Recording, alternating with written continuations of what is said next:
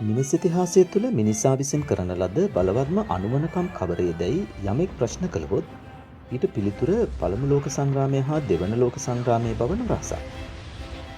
සමස්ත ලෝක ඉතිහාසයේ පුරාවට බුද්ධිමත්යයි සම්මත මිනිසා කිනකහ යුද්ධ කළ අවස්ථා කොතෙකුත් ඇතත් මුළු ලෝකයේම යුද බියෙන් වෙලාගත් පළමු අවස්ථාව වශයෙන් 20 වන සියවස මුල් භාගයේදී එනම් 1914 සිට 1918 දක්වා දියත් වූ පළමු ලෝක සංග්‍රාමය හඳුන්වන්නට පුළුවන්. යුරෝපයෙන් ආරම්භ වී පසුව ඇමරිකා මහද්වීපය ඇතුළු සමස්ත ලෝකේ පුරා විහිදෙමින් යලි ප්‍රතිනිර්මාණය කළ නොහැකි මහා විනාශයක් ලෝකයට උදා කර දුන් මේ පළමු ලෝක සංග්‍රාමයට බලපෑ හේතු පිළිබඳව කෙටි විමසීමකුයි මෙම රූපාවලිය හරහා ඔබ වෙත ගෙන එන්නේ.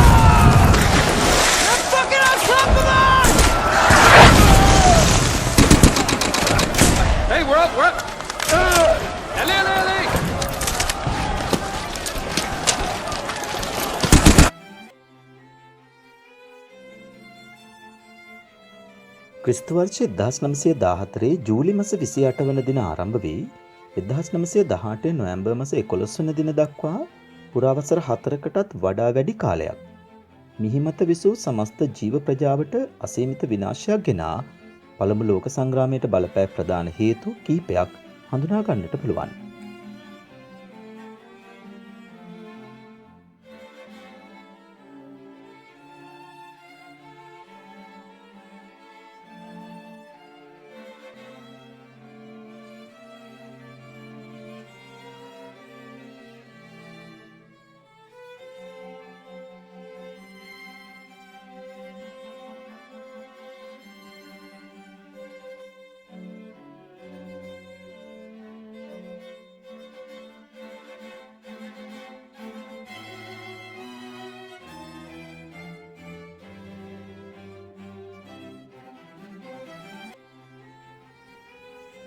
ඇල්සාසා ලොරෙන් ප්‍රශ්නය පළමු ලෝක සංග්‍රාමයට බලපෑ මූල බීජය ලෙසද හැඳින්වීම නිවැරදියි.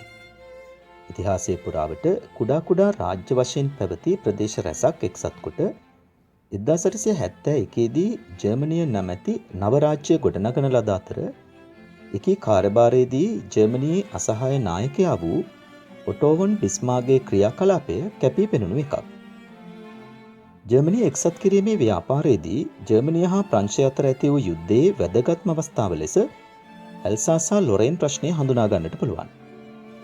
ඇල්සාසා ලොරේන් යන ප්‍රදේශ ජර්මනිය හා ප්‍රංශය වෙන් කරන දේශ සීමාවේ පිහිටි ප්‍රංශයට අයත් යපස්සා ගල් අඟුරු වලින් අතිශය ආඩ්‍ය ප්‍රදේශ දෙකක්.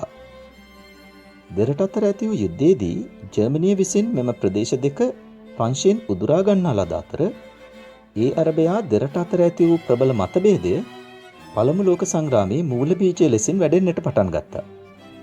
තම රට තුළද කාර්මික විප්ලවය කඩිනමින් දියුණු කර ගැනීමට අවශ්‍ය වූ ජර්මනිය යපස්සා ගල් අඟුරු සහිත ඇල්සාස් ලොරේන් ප්‍රදේශ දෙක කෙසේ හෝ රැකගන්නට උත්සාහගත් අතර ප්‍රංශය තම දේපල දෙක නැවත ජර්මනියෙන් උදුරා ගන්නට ගත් අනවරත උත්සාහය තුළ පළමු ලෝක සංග්‍රාමය සඳහා පදනම සකස් වුණා.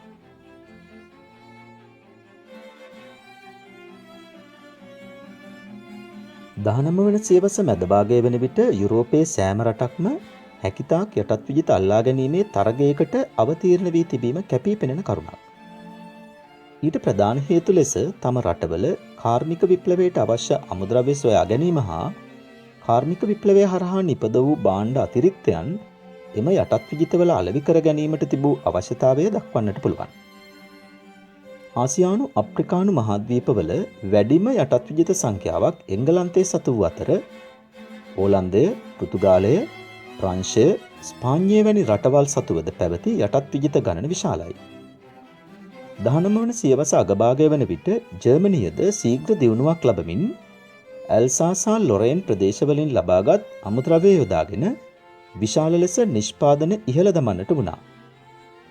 ජර්මනියද කාර්මික විප්ලවය හරහා නිපද වූ භාණ්ඩ අලෙවි කර ගැනීමේ අරමුණින් මෙන්ම අමුද්‍රව්‍ය සොයා ගැනීමේ අරමුණින් ආසියානු අප්‍රිකානු ප්‍රදේශවලට අවතීර්ණ වීම යටත් විජිත සඳහා ජාතීන් අතර විශාල තරගයකට මඟ පාදන්නට හේතුවක් වුණා. ඒ වන විටත් එම ප්‍රදේශවල බලය තහවුරු කරගෙන සිටි රටවලට මෙය අභියෝගාත්මක වීම තුළ මෙම තත්ත්වය පළමු ලෝක සංග්‍රාමයට හේතුවක් බවටද පත් වුණා.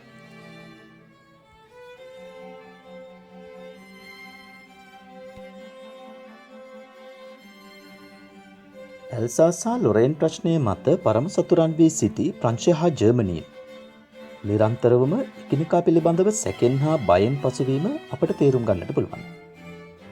ප්‍රංශය ජර්මනියෙන් පලිගන්නා බවට හඬනගා ප්‍රකාශ කර තිබීම තුළ ඒ සඳහා ජර්මනිය කළේ එවකට ලෝකයේ බලවත්ව සිටි රටවල් සමග ගිවිසුම් ඇති කර ගනිමින් ප්‍රංශය තනි කිරීමට පියවර ගැනීමයි.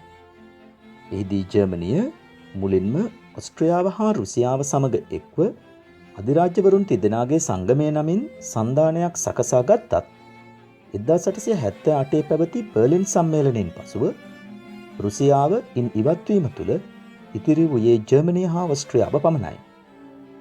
කෙසේ වෙතත් පසුව තමන් යටත් කර ගැනීමට මාන බලමින් සිටි ටියුනීසියාව තමාට පෙර ප්‍රංශය විසින් යටත් කර ගැනීම ගැන කෝප වූ ඉතාලියද ප්‍රංශයෙන් පලිගැනීමේ අරමුණින් ජර්මනිය හා ඔස්ට්‍රියාව සමග එකතු වීම නිසා නැවත තුන්නෑඳුටු හවුලක් ලෙස මධ්‍යම යුරෝපා බලවතුන්ගේ හවුල 1882 දී ගොඩනගා ගැනුණා. ජර්මනිය මෙලෙස අරාඳින්නේ කුමකටදැයි තේරුම්ගත් ප්‍රංශයද එංගලන්තයේ සමග එක්ව 1904 දී මිත්‍ර සන්ධානයක් ගොඩනගාගත් අතර 1907 දී එයට රුසියාවද එක්වීම තුළ මිත්‍රපාක්ෂික පිළ නමින් ගොඩනැගෙන්නට වුණා. පසුව සෙසු රටවල්ද තම අභිමතය පරිදි මේ පිල් දෙක හා එක්වීම තුළ සමස්ත යුරෝපය පිල් දෙකකට බෙදුණු අතර එය පළමු ලෝක සංග්‍රාමයට ප්‍රධාන හේතුවක් වන්නටද වුණා.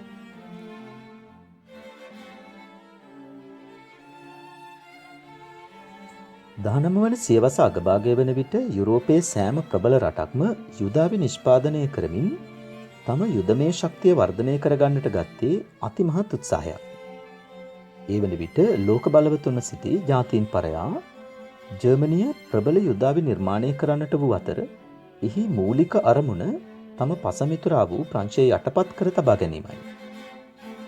අවිබලයෙන් වසර 5කදී ලබාගත් රැක ගැනීමට නම් වසර 10ක්වත් ආයුධ සන්නද්ධ විය යුතුයයි යනුවෙන් ජර්මන් සෙන්පතියෙකු වොන් වෝග් කළ ප්‍රකාශය තුළින් මෙය සනාථ වෙනවා. ජර්මනියේ මේ ක්‍රියාපිළිවෙල පිළිබඳ උකුස්වැසින් බලා සිටි සෙසු යුරෝපා ජාතීන්ද එකෙකු පරයා අනිකා නැගී සිටීමේ අරමුණින් තරගයකට මෙන් යුධාවි තනන්නට පටන් ගත්තා. මෙම යුද අවිතරගේ උච්චතම අවස්ථාව ලෙස පළමු ලෝක සංග්‍රාමය සැලකීමට පුළුවන්.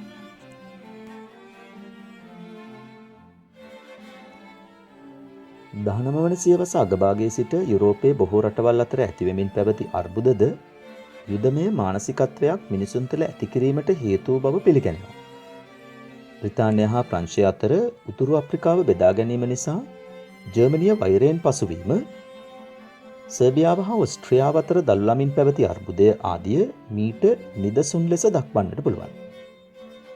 බල්ගේරියාව හා රුමේනියාව අතර පැවති අභ්‍යන්තර අර්බුදද මෙවැනිම තත්ත්වයක්. මෙම ගැටුම්කාරී මානසිකත්වයද පළමු ලෝක සංග්‍රාමයට හේතුවක් වූ බව දේශපාලන විචාරකයන්ගේ අදහසයි.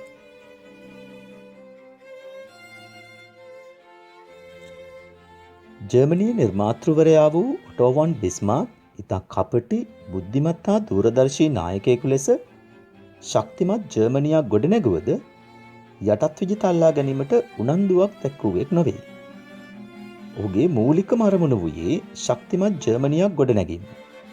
නමුත් ඔහුගෙන් අනතුරුව බලයටපත් දෙවන විලියම් අධිරාජයාගේ අපේක්ෂාව වූයේ හැකිතාක් යටත් විජිත අල්ලා ගනිමින් ජර්මන් අධිරාජ්‍යයක් ගොඩනගා ගැනීමයි. බිස්මාර්ක්ගේ දර්ශනයට පටහැනිව යමින් දෙවන විලියම් ගෙන ගිය මෙම ආක්‍රමණකාරී ක්‍රියාපිළිවෙල සෙසු බලවත් ජාතීන්ගේ සැකයටත් බලවත් අවධානයටත් යොමුවීම තුළ ජර්මනියට විරුද්ධ ඔවුන්ගේ ආකල්ප අතු ඉති ලියලා වැඩෙන්නට වුණා. එම තත්ත්වයද ලෝක සංග්‍රාමයට හේතු සාධකයක් වූ බව නොරහසක්. පළමු ලෝක සංග්‍රාමය ආරම්භ වීමට බලපෑ ආසන්නම හේතුව වශයෙන් සරායවෝ සිද්ධිය හඳුන්වන්නට පුළුවන්. 20 වන සියවස මුල් භාගය වන විට සර්බියාව ප්‍රබල රටක් වශයෙන් නැගී එන්නට වූ අතර ඔස්ට්‍රියාව විසින් වැඩි වශයෙන් සර්බියානු ජාතිකයන් ජීවත් වූ බොස්නියාව හා හර්සගොවීනාව ඔස්ට්‍රියාවට ආදා ගැනීම තුළ සර්බියාව හා ඔස්ට්‍රියාව අතර පැවති මතභේදාත්මක තත්ත්වය උච්චතම තත්ත්වයට පත් වුණා. මෙය පුරා යාමේ අවස්ථා වශයෙන් සරායවෝ සිද්ධිය හඳුන්වන්නට පුළුවන්.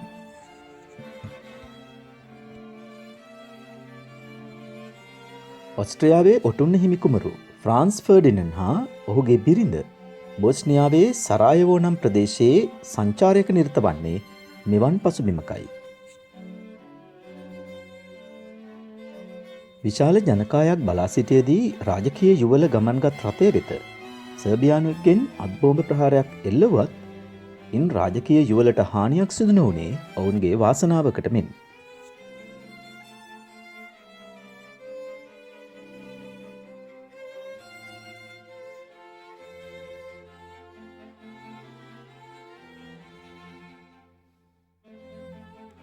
කෙසේ වෙතත් මෙවන් අවිනිශ්චිත ආරක්ෂක තත්ත්වයක් පවතිද්දීම මෙම යුවල නැවත එවන් ගමනකටම යොමු වීම විශ්වාස කිරීමටත් අසීරු තරම්. පෙර පරිදිම රාජකීය යුවල රැගත් රථය සරායවෝ ප්‍රදේශය හරහා ගමන් කරද්දී තරුණ නාඳුනන සර්බියානු තුවක්කුකරුවෙක්ගේ ගොදුර බවට මේ රාජකීය යුවල පත් වුණා. 1914 ජුනි මාස 28 වන දින මෙම අවාසනාවන්ත සිද්ධිය සිදු වූ අතර මසක් තුළ මිනීමරුවන් තමන් වෙත බාර දිය යුතු බවට ඔස්ට්‍රියාව සර්බියාවට කළේ බලවත් තර්ජනයක්.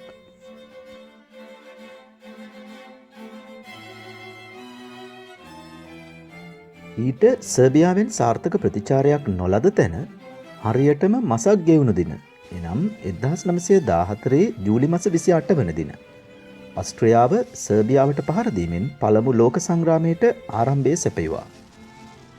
මෙහිදී සර්බියාවට රුසියාවේ සහාය ලැබුණු අතර ඔස්ට්‍රියාවට ජර්මනියේ සහාය ලැබීම වැදගත්.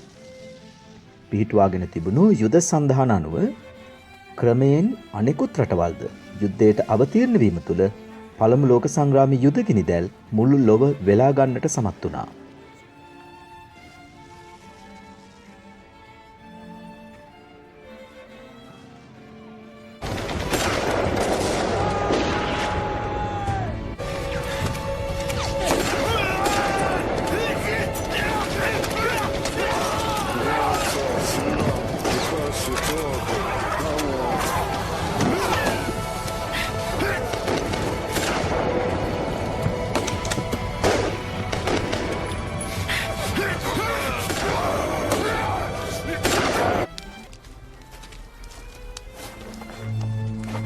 මේ